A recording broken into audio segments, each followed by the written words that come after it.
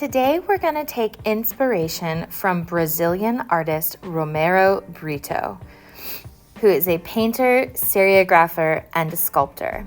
He combines elements of cubism, pop art, and graffiti into his work and is known for using vibrant colors, bold pattern, and a visual expression of hope, dreams, and happiness. For our Brito-inspired drawing, we're going to find the very middle of our paper and draw a small circle for our butterfly's head. Then we're going to add this kind of U-shaped loop for his body. After that, we're going to focus on the wings. Now you can decide what shape your wings are. The only rule is they need to be big, like so big that they almost go out to the edge of the paper. I did these kind of bumpy wings. And then I'm gonna add the detail of my butterfly's antennas. Now that's it. That's the hardest part of the drawing, just our basic outline of our butterfly. Now we're going to take some inspiration from Romero BRITTO. Remember how he was inspired by the art style of cubism, where things are kind of broken up into multiple pieces? So I'm going to take my black marker and divide up my paper almost as if my butterfly wasn't there. I'm going to just use 3 or 4 straight lines to do this. Now my butterfly is broken up kind of like a puzzle, and I'm ready to start coloring. I'm going to color each section of the puzzle its own color.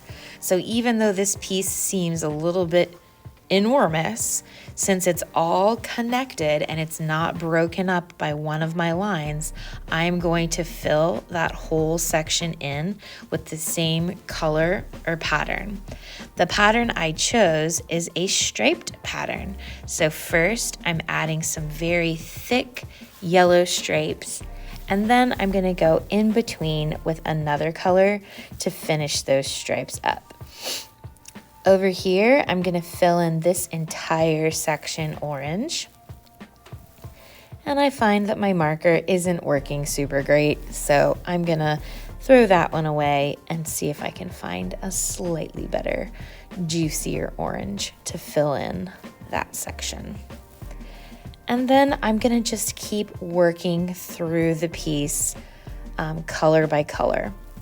So on top of my orange, I am adding a red pattern of polka dots. This is just an easier way to do it than if I drew the polka dots first and then tried to color around them.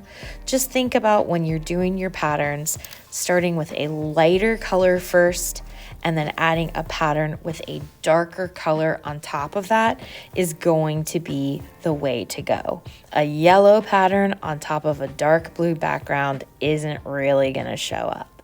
But here I'm using this light green to slowly and smoothly fill in this bottom section of my butterfly's wing. Then I'm going to use the dark green marker to add a pattern on top of it. Now I'm not going too crazy with my patterns.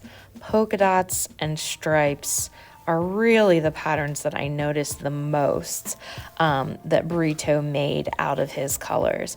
Now he definitely did some other patterns, textures, and designs with black later, but we'll get to that after our piece is filled up entirely with color.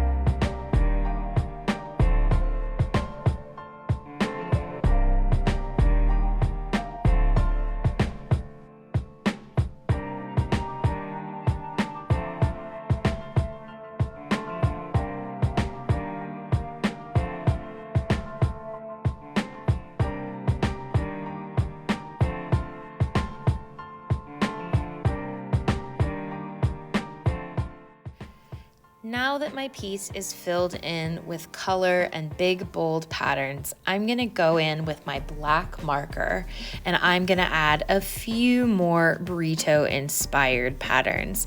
I noticed a lot of his work use these kind of loop-de-loop black lines, or maybe some dashed black lines or smaller polka dots.